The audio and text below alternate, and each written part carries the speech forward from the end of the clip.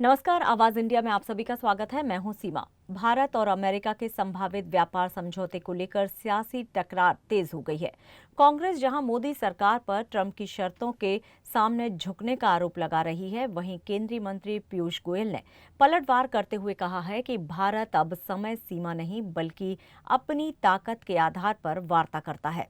पीयूष गोयल ने कहा है कि कांग्रेस के समय कई ऐसे व्यापार समझौते हुए जो राष्ट्रीय हितों के खिलाफ थे, लेकिन मोदी सरकार ने यूएई, ऑस्ट्रेलिया, ईएफटीए और हाल ही में ब्रिटेन के साथ फ्री ट्रेड एग्रीमेंट कर भारत की ताकत का प्रदर्शन किया है।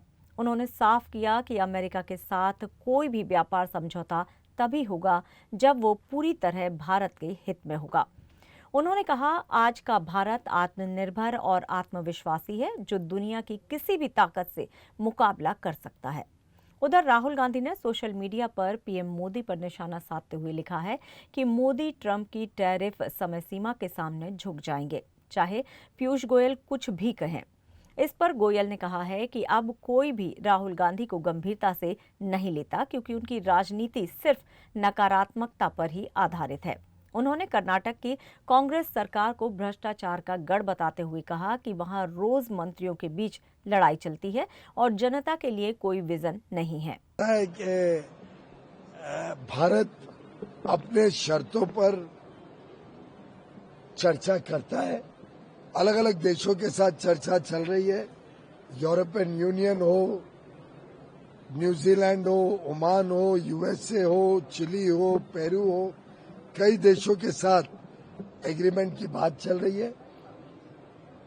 फ्री ट्रेड एग्रीमेंट तभी संभव होता है जब दो तरफा फायदा हो। It should be a win win agreement. और जब भारत के इंटरेस्ट को सुरक्षित रखते हुए national interest will always be supreme, वो ध्यान में रखते हुए अच्छा अगर डील बनती है तो भारत तो विकसित देशों के साथ डील करने के लिए कभी भी तैयार है। कि भारत कभी कोई ट्रेड डील डेडलाइन या समय सीमा के आधार पर कभी नहीं करता है। जब डील अच्छी बन जाए, पूरी तरीके से पक जाए और देश हित में हो, तब उसको हम स्वीकार करें।